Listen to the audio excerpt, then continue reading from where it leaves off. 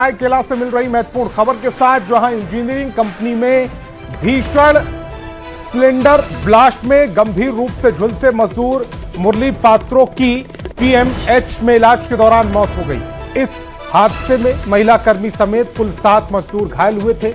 आदित्यपुर औद्योगिक क्षेत्र के ग्लोरिया कंपनी की यह घटना है। मृतक मुरली ऑपरेटर के पद पर तैनात थे। घटना में घायल 3 मजदूर टीएमएच में इलाज चल रहा है, जबकि 3 को नर्सिंग होम में भर्ती कराया गया है। कंपनी में सिलेंडर ब्लास्ट किस वजह से हुआ, इसका खुलासा नहीं हो सका है। पुलिस और संबंधित विभाग के मामले की जांच में जुटे हैं। हादसे के कई घंटे बीत जाने के बाद कंपनी की ओर से जानकारी साझा नहीं की जा सकी है। जांच रिपोर्ट के बाद हादसे की वजह का खुलासा होने की उम्मीद जताई जा रही है।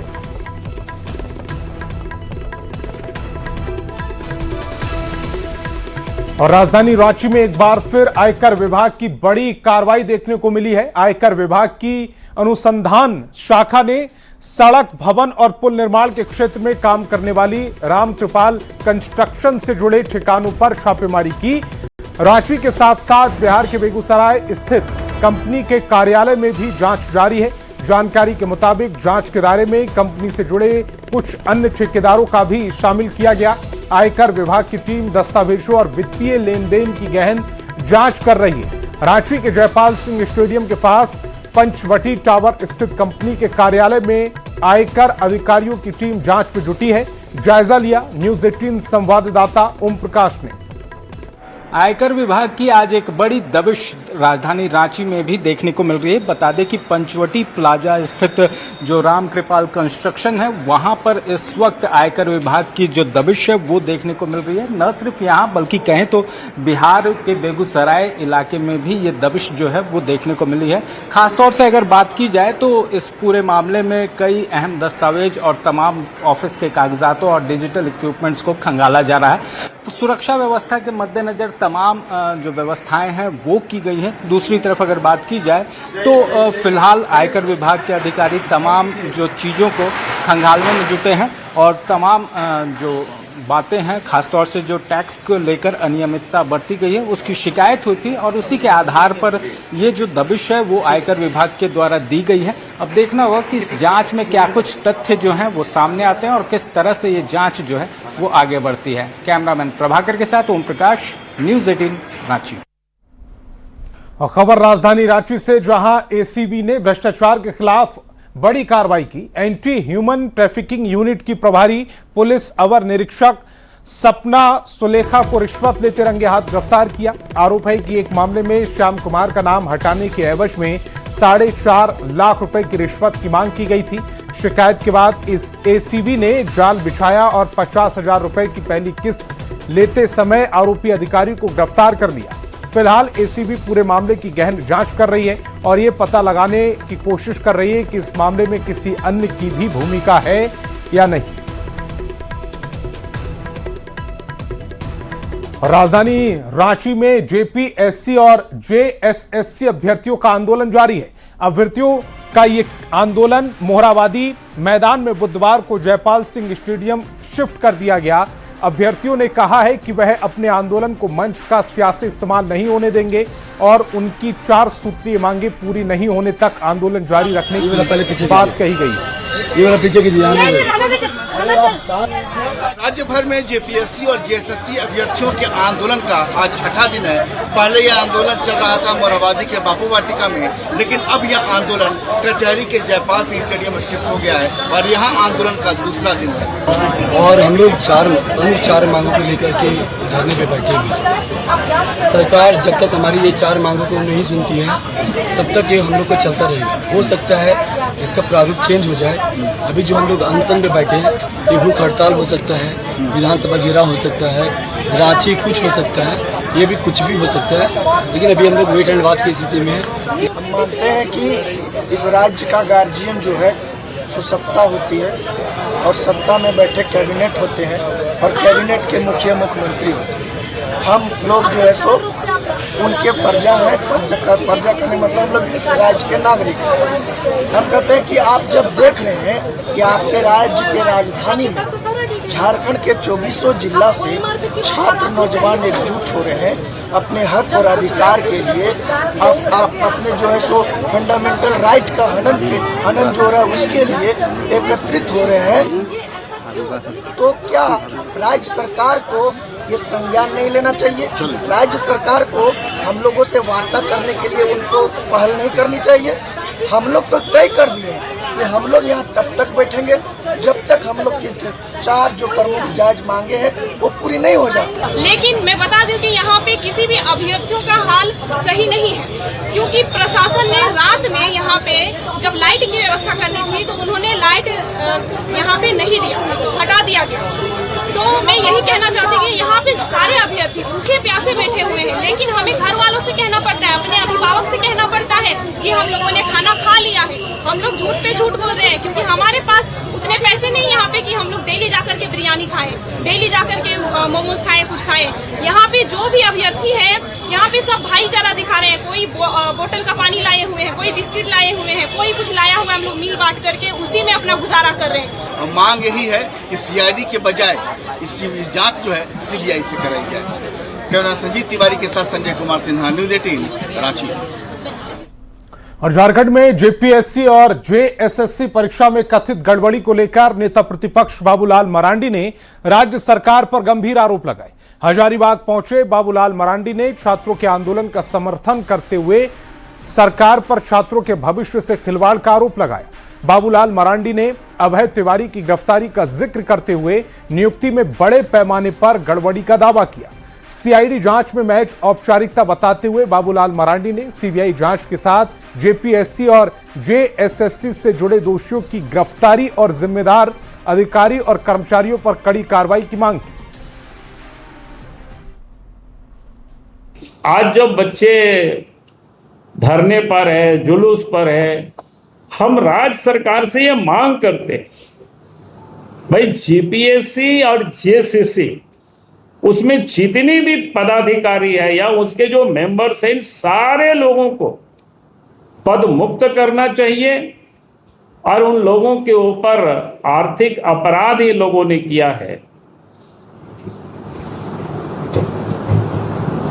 उसके तहत एफआईआर होनी चाहिए और उन सब लोगों की गिरफ्तारी होनी चाहिए।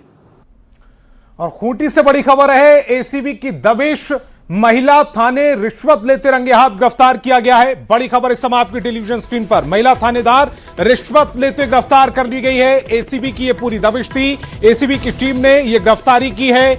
बड़ी खबर आपकी टेलीविजन स्क्रीन पर, एएचटीयू से महिला थाना प्रभारी गिरफ्तार कर ली गई हैं। और खूंटी से बड़ी खबर आप तक पहुंचा रहे हैं, महिला थानेदार रिश्वत लेते हुए गिरफ्तार की गई है।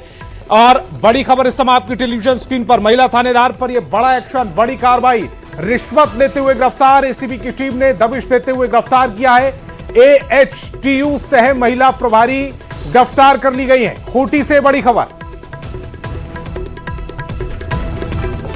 और राज्य में चल रहे एसआईआर के तहत गणना चरण बुधवार को खत्म हो गया। अंतिम दिन 100% मतदाताओं के गणना प्रपत्र डिजिटलाइज्ड कर दिए गए हैं। इनमें से 2,20,94,859 ऐसे मतदाता हैं जिन्हें गणना प्रपत्र भरकर और हस्ताक्षर कर बीएलओ को सौंप दिया गया। गणना चरण के दौरान 7,63,930 ऐसे मतदाता हैं जो मृत पाए गए हैं। 14,55,733 मतदाताओं का पता नहीं चल पाया। झारखंड में हुए इस एसआईआर पर सत्ता पक्ष ने सवाल उठाए, तो वहीं विपक्षी दलों ने आरोपों को निराधार बताया। विपक्षी दल की चिंता यह है कि जो उनका वोट का आधार था और जो बांग्लादेशी घुसपैठी आकर के अपना नाम जुड़वा लिए थे, जिन्होंने गलत तरीके से वोटर लिस्ट में अपना नाम जोड़ा था, उन लोगों का नाम कटेगा, जिससे उनके वोटर्स पर प्रभाव पड़ेगा। लेकिन राष्ट्रीयता के आधार को लेकर के वो बिल्कुल भी नहीं सोचते हैं। जितना भी ये षड्यंत्र रच लें, चाहे जो भी कर लें, लेकिन झारखंड की जनता ये समझ गई है कि भारतीय जनता पार्टी ये षड्यंत्र करके सत्ता में आना चाहती है और कई जगहों पे आई है। तो ये झारखंड की जनता बिल्कुल समझ चुकी है। और के रवि कुमार जी जो सीईओ हैं, उनसे मुलाकात कर हमारे प्रभारी और अध्यक्ष ने रिक्वेस्ट किया, अनुरोध किया कि आपका जो आखिरी डेट है उसको बढ़ाइए। चूंकि झारखंड की जो आवाम है, जनता है, वो अधिकतर किसान है। अभी रोपण का समय है, धान रोपण में वो लोग लगे हुए हैं, वो कैसे फॉर्म भर सकते हैं? लेकिन केवल रवि कुमार जी ने एक भी नहीं सुना और उन्होंने लिस्ट को जारी कर दिया। और झारखंड में एसआईआर को लेकर सियासत तेज हो गई है। बीजेपी ने राज्य सरकार पर वार करते हुए लिखा है कि सत्ता पक्ष को सिर्फ अपना वोट बैंक दिखाई दे रहा है। बांग्लादेशी घुसपैठियों इनका वोट बैंक था जो अब बाहर हो गया है।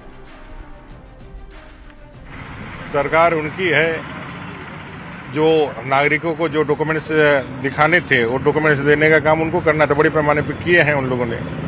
मुझे लगता है और रिवाइज करना चाहिए बाकी राज्यों की तुलना में। यहाँ जो आंकड़े आए हैं उन आंकड़ों का एक बार समीक्षा करते हुए चुनाव आयोग को और भी गहनता के साथ पुनरीक्षण करते हुए उन तमाम अवैध मतदाताओं को इस सूची से बाहर करना चाहिए। अब बड़ी खबर हजारीबाग से है, जहां पुलिस को बड़ी सफलता मिली है। बीती देर रात बड़का गांव थाना क्षेत्र में 13 माइल्स ट्रांसपोर्टिंग रोड के पास पुलिस और प्रिंस खान गैंग से जुड़े संदिग्ध अपराधियों के बीच मुठभेड़ हुई है। बड़ी खबर हजारीबाग से, पुलिस और अपराधियों के बीच मुठभेड़ से जुड़ी है बड़ी खबर। एक अपराधी के पैर में गोली लगी। प्रिंस खान का वो गैंग का सदस्य बताया जा रहा है। दो संदिग्ध मुठभेड़ के दौरान फरार हो गए। पुलिस को चकमा देकर दो संदिग्ध वहां से भागने में कामयाब रहे। तो मुठभेड़ के दौरान पुलिस की जवाबी कार्रवाई में एक अपराधी गोली लगने से घायल हो गया, जबकि उसके दो अन्य साथी अंधेरे का फायदा उठाकर फरार हो गए। घायल अपराधियों का पुलिस ने इलाज के लिए अस्पताल में उन्हें भर्ती कराया। वहीं घटनास्थल से पुलिस ने एक पिस्तौल और खोखा भी बरामद किया। फिलहाल मुठभेड़ के बाद पूरे इलाके में सघन तलाशी अभियान चलाया जा रहा है और फरार अपराधियों की गिरफ्तारी के लिए छापेमारी भी की जा रही है। कि प्रिंस खान के कुछ लोग जो हैं इस एरिया में हथियार के साथ आने वाले हैं और उसी सूचना पर इस एरिया जो समय मिला था हम लोगों को, उसके अनुसार हम लोगों ने घेराबंदी की थी। उसमें अपराधियों के द्वारा एस्केप करने का प्रयास किया गया और पुलिस के ऊपर फायरिंग की गई। आत्मरक्षा में पुलिस के द्वारा भी फायरिंग की गई, जिसमें कि एक अपराधी को गोली लगा है और उसे वर्तमान में अस्पताल भेजा गया है इलाज के लिए, जो सदर हजारीबाग में जिसको रेफर किया गया है।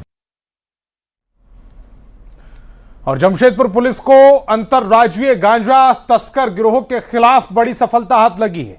एमजीएम थाना पुलिस ने कार्रवाई करते हुए 3 तस्करों को गिरफ्तार किया। आरोपियों के पास से 9.2 किलोग्राम गांजा बरामद हुआ है, जिसकी बाजार कीमत करीब 4.5 लाख रुपए बताई जा रही। गिरफ्तार आरोपियों से पूछताछ कर पुलिस अंतरराष्ट्रीय तस्कर नेटवर्क के अन्य सदस्यों और सप्लाई चेन की जानकारी जुटा रही। पुलिस का कहना है कि नशे के कारोबार के खिलाफ आगे भी लगातार अभियान जारी रहेगा और इस नेटवर्क से जुड़े अन्य लोगों पर भी जल्द कार्रवाई की जाएगी। अनुमानित मूल्य तकरीबन 4.5 लाख रुपए है। इसके अलावा टोटल 31,000 के आसपास कैश की भी बरामदगी हुई है और इस प्रकार से एक इंटर स्टेट जो क्रिमिनल है उनका हम लोगों ने डिटेक्शन किया है और ये तकरीबन 10 से 15 साल से ये कार्य कर रहे थे और कानून की गिरफ्त से बाहर थे। खबर गढ़वा से, जहां 19 जुलाई को हुए दीपक कुजूर हत्याकांड का पुलिस ने सनसनीखेज खुलासा कर दिया। पुलिस के मुताबिक यह हत्या किसी पुरानी रंजिश नहीं बल्कि 10 साल पुराने प्रेम प्रसंग और अवैध संबंधों के चलते रची गई। पलामू के एक करोड़पति चश्मा कारोबारी समेत 3 आरोपियों को गिरफ्तार किया गया, जबकि एक आरोपी अब भी फरार है। पुलिस ने आरोपियों के पास से हथियार, कारतूस, स्कॉर्पियो और मोटरसाइकिल भी बरामद की। मुख्य कारण ये था कि जो मृतक थे दीपक कुजूर, उनकी पत्नी पूर्व में पलामू में एक चश्मे की दुकान में कार्य करती थी और उस चश्मे की दुकान का जो मालिक था वो मातिन है, जो इस घटनाक्रम का मुख्य साजिश करता है। खबर जमशेदपुर से, जहां भुइयाडीह की इंदिरा नगर कल्याण नगर बस्ती 145 मकानों की तोड़ने का नोटिस जिला प्रशासन की ओर से जारी किया गया, जिससे स्थानीय लोगों में हड़कंप मचा हुआ है। स्थानीय लोगों ने स्थानीय विधायक पूर्णिमा दास साहू के आवास के पास जिला प्रशासन के खिलाफ जोरदार विरोध प्रदर्शन किया। स्थानीयों का दावा है कि 2023 में शहर की 86 बस्तियों में कराए गए सर्वेक्षण के बाद 145 मकानों को सरकारी भूमि पर अवैध कब्जा बताकर चिन्हित कर बुलडोजर कार्रवाई की तैयारी की जा रही है। स्थानीयों ने विधायक से मिलकर ज्ञापन सौंपा और सालों से बसे परिवारों को बेदखल नहीं करने की मांग की। और 2023 में एक राजनीतिक षड्यंत्र के अंतर्गत 86 बस्ती में से केवल 145 घरों को चिन्हित करके झारखंड सरकार के द्वारा एक नोटिस थमाया गया, जिसमें कहा गया आप जो लोग दशकों से यहाँ रह रहे हैं, अवैध रूप से कब्जा करके रह रहे हैं, मैं आपके चैनल के माध्यम से अपनी विधायक जी के कार्यालय के सामने समक्ष होकर पूछना चाहता हूँ, क्या 145 लोग वही लोग हैं जो अवैध रूप से आके बस यहाँ पर रह रहे हैं? क्योंकि आप लोगों को पता होगा दशकों से हम लोगों ने विभिन्न समाज के विभिन्न न्यूज चैनलों के माध्यम से खबर हमने पढ़ा है 86 बस्ती को अवैध है, इनको यहाँ से रिमूव कर दिया जाएगा, इंक्रोचमेंट करके रह रहे हैं। क्या 145 घरों को सिर्फ चिन्हित करके ये नोटिस थमाना और ये अल्टीमेटम जारी करना बारिश वर्षा में कि 6 तारीख को दंड अधिकारी नियुक्त कर दिया गया और उनको वहां से हटा दिया जाएगा। और चाईबासा के सारंडा क्षेत्र में ग्रामीणों और स्कूली बच्चों का विरोध प्रदर्शन देखने को मिला, जहां एक स्कूल में 80 बच्चों के सफर करने के विरोध में लोगों का गुस्सा फूट पड़ा। ग्रामीणों ने सेल प्रबंधन की स्कूल बस को रोककर विरोध प्रदर्शन किया। प्रदर्शनकारियों ने बातचीत की कि जब तक बच्चों के लिए पर्याप्त परिवहन और स्थानीय स्तर पर उच्च शिक्षा की व्यवस्था नहीं होगी तब तक उनका आंदोलन जारी रहेगा। ग्रामीणों का कहना है कि एक बस में लगभग 80 बच्चे सफर करने को मजबूर हैं और बस की क्षमता पूरी होने पर कई छात्रों को वापस घर लौटना पड़ता है। अभिभावकों ने प्रबंधन से तत्काल एक अतिरिक्त स्कूल बस उपलब्ध कराने की मांग की। आधा उनको कोई दिए, कोई आधा उनका सोबन उनको। बनगांव फलकोबाद इधर जंगल क्षेत्र के जितने बच्चे किरीबुरु में जो पढ़ते थे उनके लिए बच्चों की संख्या ज़्यादा है और बस 2 ही है। एक बस में लगभग 80 बच्चे जाते हैं और आने जाने में बहुत दिक्कत है। इसी परेशानी को देखते हुए ड्राइवर बच्चों को ओवरलोड लेना मना कर दिया और इसी का आक्रोश में आज पूरे ग्रामीण उतर आए हैं और चौक में दोनों बस को जो है। खबर जामताड़ा से, जहां पुलिस ने अवैध वसूली करने वाले एक युवक को गिरफ्तार किया। बताया गया है कि आरोपी पुलिस की वर्दी पहनकर खुद को जवान बता रहा था और लोगों को धमकाकर अपना प्रभाव जमाता था। उसके पास से देसी कट्टा, 5 जिंदा कारतूस, पुलिस की फर्जी पहचान पत्र, वॉकी टॉकी, स्कूल चाकू समेत पुलिस से जुड़े कई सामान बरामद हुए हैं। पुलिस ने आरोपियों के खिलाफ आर्म्स एक्ट समेत संबंधित धाराओं में मामला दर्ज कर उसे न्यायिक हिरासत में भेज दिया है। दल बल के साथ कनगोई पहुंचे, वहां देखा कि एक व्यक्ति उपस्थित है, जिससे पूछने पे एक संदिग्ध आई कार्ड दिया जिसमें उसका नाम अनूप कुमार अंकित था, एज 34 ईयर्स और आरक्षी संख्या 2185 जेप 5 का जवान बताया। कड़ाई से पूछताछ करने में उसने बताया कि ये आई कार्ड जो है वो फर्जी है और हम एक फर्जी पुलिसकर्मी बना के लोगों को डराते धमकाते एवं लड़कियों को झांसा देते हैं। इस संबंध में मीजाम थाना में 50/26 कांड संख्या दर्ज किया गया एवं आवश्यक कार्रवाई की गई। और खबर सरायकेला से, जहां 2 दिनों से हो रही लगातार बारिश से चांडिल डैम का जलस्तर बढ़ गया है। जलस्तर में हो रही बढ़ोतरी को देखते हुए इछागढ़ की विधायक सविता महतो ने डैम प्रबंधन से बात की और 10 रेडियल गेट को खोला गया। 6 रेडियल गेट को आधा मीटर और 2 रेडियल गेट को 15-15 मीटर, 2 रेडियल गेटों को 1.5 मीटर खोला गया है। विधायक ने बताया कि डैम की स्थिति पर लगातार नजर बनाए हुए हैं।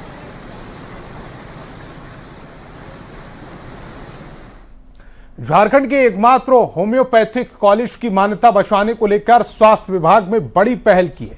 स्वास्थ्य विभाग ने कॉलेज को 6 नए लेक्चर दिए हैं, जिससे इस कॉलेज की मान्यता बचने की उम्मीद है। स्वास्थ्य मंत्री ने कहा कि गोड्डा से उनका पुराना लगाव रहा है और वे इस कॉलेज की मान्यता खत्म नहीं होने देंगे। वहीं इरफान अंसारी ने मामले में प्रदीप यादव की ओर से क्रेडिट पर की जा रही बयानबाजी पर नाराजगी जताई। हुआ था जिसको आपने फुलफिल कर दिया है और हमारे लोकप्रिय मुख्यमंत्री जी ने मुझे रिएक्शन दिया कि फैकल्टी जो है वो जल्दी भरो। तो 1 हफ्ते के अंदर हमने फैकल्टी को भरने का काम किया।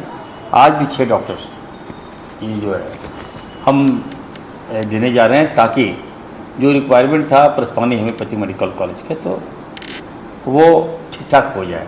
मैं करता हूँ, सिरे वो लेते हैं, ले कोई दिक्कत नहीं है। उनका यही हरकत मुझे पसंद नहीं आता कभी कभी। विभाग का जब मैं विभाग संभाल रहा हूँ तो